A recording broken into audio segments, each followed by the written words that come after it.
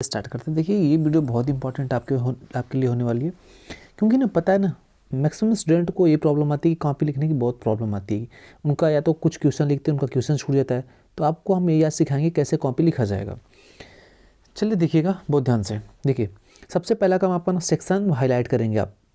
आधे प्रॉब्लम तो देखिए ज़्यादा दिक्कत तो इसी में हो जाती है कि सेक्शन का क्वेश्चन पता है आप लोग क्या करते हैं, सेक्शन ए का क्वेश्चन कहीं और पे कर देते हैं। तो एग्जामिनर को ना चेक करने में बहुत दिक्कत होती है। एग्जामिनर ये सोचता है ना, सबसे पहले ये सोचता है आपके पास जो एक सेक्शन में ना 5 क्वेश्चन है ना, तो कम से कम आप एक ही सेक्शन में पूरा उसको कंप्लीट कर दीजिए। जो नहीं क्वेश्चन आ रहा है उसके लिए कुछ स्पेस छोड़ दीजिए, ताकि एग्जामिनर को प्रॉब्लम होती है ना। आप देखिए मान लीजिए सेक्शन ए का यहाँ पे लिख दिए, फिर 5वें पेज पे आप सेक्शन ए का 5वां क्वेश्चन कर रहे हैं, तो ये गलत तरीका होता है। तो देखिए यहाँ पे हमने यहाँ पे कैसे answer of question number first A पहला हो गया, ये पूरा इसके लिए पूरा स्पेस इसी के लिए ये देखिए पूरा यहाँ पे लिख दीजिए बहुत आराम से। फिर जब इसके बाद आप इसी का क्वेश्चन नंबर 2 कर देंगे ना, जब क्वेश्चन नंबर सेकंड स्टार्ट करेंगे तो इसके नीचे यहाँ पे लिखिए क्वेश्चन नंबर सेकंड ऐसे।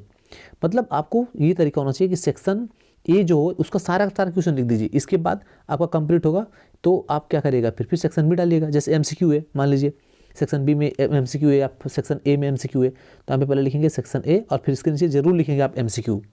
देखिए लॉन्ग क्वेश्चन है तो यहाँ पे लिखेंगे लॉन्ग क्वेश्चन, और यदि आपका एमसीक्यू है तो एमसीक्यू लिखेंगे। शॉर्ट क्वेश्चन है तो शॉर्ट क्वेश्चन लिखेंगे। जैसे यहाँ पे एमसीक्यू के बारे में समझिएगा। देखिए आपने जैसे एमसीक्यू लिखा, एमसीक्यू में पता है दिक्कत क्या होती है, यदि उसमें ट्रिक करने वाला होता है ना, आप गलत या सही कर देते ना तो बहुत दिक्कत होती है। एग्जामिनर कभी कभी समझ नहीं पाता है। तो आपका पूरा प्रयास ये होना चाहिए, आप पूरा का पूरा यहाँ पे पहले उस क्वेश्चन को लिख दीजिए। जैसे मान लीजिए ऑप्शन ए सही है तो उस पहले यहाँ पे उसके आंसर को पहले यहाँ पे लिखिए, कौन सा क्वेश्चन उसको लिखिए, इसके बाद वहाँ पे सही का ट्रिक लगाइए। कुछ बच्चे क्या करते हैं डायरेक्ट ट्रिक लगा देते हैं, ये तरीका बहुत गलत होता है। देखिए ट्रिक पहला का सही, दूसरा का सही, तीसरे का गलत, चौथे का, ये तरीका सही नहीं होता। पहले आप पूरा सेंटेंस लिखिए कौन सा वाला क्वेश्चन है, फिर उसको सही या गलत लिखिए। इस बात का जरूर ध्यान दीजिएगा आप, ठीक है।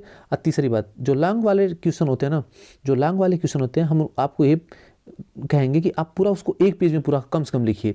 ऐसा नहीं कि आधा क्वेश्चन आपने लॉन्ग क्वेश्चन वाला यहाँ पे लिख दिया फिर यहाँ से दूसरा क्वेश्चन स्टार्ट करिए, नहीं, ये तरीका आपका गलत होता है। जितने भी लॉन्ग क्वेश्चन वाले पूरा पूरा एक पेज में उसको कवर करिए। आप किसी तरह से उसको आप एक पेज में करने का प्रयास करिएगा। और लास्ट बात देखिएगा, ध्यान से सुनिएगा।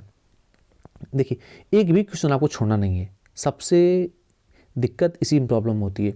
आपको एक भी क्वेश्चन नहीं छोड़ना है। जो क्वेश्चन थोड़े कम आ रहा है उसको लिखिए, लेकिन लिखिएगा। देखिए आप क्वेश्चन छोड़ देंगे ना तो पता क्या हो जाएगा, क्वेश्चन आप छोड़ दे रहे हैं ना तो आपको एक नंबर भी नहीं, आप मैथ में प्रोबेबिलिटी पढ़ते हैं ना, तो एक नंबर भी नहीं मिलेगा। यदि आपने क्वेश्चन को अटेंड किया है तो ये प्रोबेबिलिटी बनती है कि यदि 5 मार्क का क्वेश्चन है तो 2 नंबर आपको स्टेप पर जरूर मिलेगा। इस बात का आप ध्यान जरूर दीजिएगा। आपको एक भी क्वेश्चन नहीं ड्रॉप करके आने, सारे के सारे क्वेश्चन अटेम्प्ट करने हैं। कम ही आ रहा है कम ही लिखिए उसके बारे में, लेकिन लिखिए जरूर। हो सकता है आपको पॉसिबिलिटी बन जाए कि 3 नंबर का क्वेश्चन तो 1 नंबर मिले आपको, और नहीं लिखेंगे तब, नहीं लिखेंगे तो एक भी नंबर नहीं मिलेगा। इस बात का जरूर ध्यान दीजिए, देखिएगा। और आप जितना उसमें क्लियरिटी लिखेंगे ना, जितना अच्छे से लिखेंगे, दूर दूर लिखिए। यदि आपकी हैंड राइटिंग थोड़ी सी पुअर है तो आप एकदम दूर दूर लिखिए। उससे पता है क्या होगा, उससे ये होगा कि एग्जामिनर को ना पढ़ने में, देखिए आप कितना भी पढ़ने में सही हैं, आप किसी बात को लिख ही नहीं पा रहे हैं, ठीक है। अब इस आंसर को आपने आंसर ऐसे लिख दिया तो आप कितना भी पढ़ने में सही है तो कैसे एग्जामिनर समझेगा भाई। आपकी हैंड राइटिंग यदि सही नहीं है तो एकदम क्लियर लिखिए, थोड़ा दूर लिखिए लेकिन लिखिए। आप कोई वर्ड लिख रहे हैं ना तो उसको समझ में आना चाहिए उस बात को, तभी जैसे इलेक्ट्रिसिटी आप लिख रहे हैं, आप इलेक्ट्रिसिटी आप लिख नहीं पा रहे हैं, देखिए राइटिंग सही नहीं है तो कैसे एग्जामिनर समझेगा कि इलेक्ट्रिसिटी लिखे हैं या इलेक्ट्रॉन लिखे हैं। तो कहीं आपकी हैंड राइटिंग थोड़ी सी गंदी है तो आप थोड़ा दूरी बना के लिखिए और क्लियरिटी दिखाइए। क्लियरिटी दिखाने से होता है एग्जामिनर समझ जाता है कि हाँ बच्चा ये लिखा है। और जहाँ पे डायग्राम आपको बनाना है, डायग्राम भी बनाइए। इलेक्ट्रिक सर्किट कार्ड को डायग्राम बनाना तो उस डायग्राम को भी शो करिए, आप उसके बारे में लिखिए, कंपोनेंट्स के बारे में लिखिए। आप मैथ में कोई चीज़ है उसका पहले फार्मूला लिख लीजिए। ये सब छोटी छोटी बातों में ध्यान दिया जाता है। जैसे मैथ का कोई क्वेश्चन सॉल्व कर रहे हैं, ठीक है, जैसे क्वाड्रेटिक की क्वेश्चन सॉल्व करें तो लिख दीजिए पहले क्वाड्रेटिक क्वेश्चन के बारे में, a x square plus b x plus c equal to 0, a does not equal to 0, a 0 नहीं होना चाहिए। तो पहले इसके बारे में लिख दीजिए, फिर वहाँ से क्वाड्रेटिक की क्वेश्चन को सॉल्व करिए। तो एग्जामिनर को लगेगा कि आपने बेहतर किया है, आपके पास उस चीज़ की समझ है।